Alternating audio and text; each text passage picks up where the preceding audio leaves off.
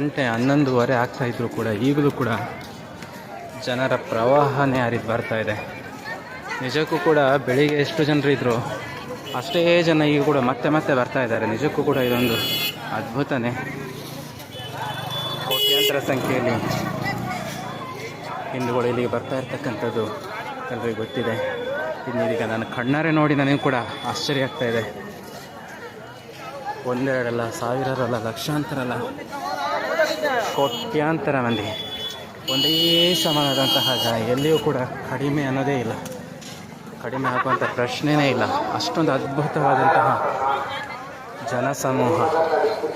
ನಿಜಕ್ಕೂ ಕೂಡ ಇದು ನೋಡಿದ್ರೆ ತುಂಬಾ ಸಂತೋಷ ಆಗ್ತದೆ.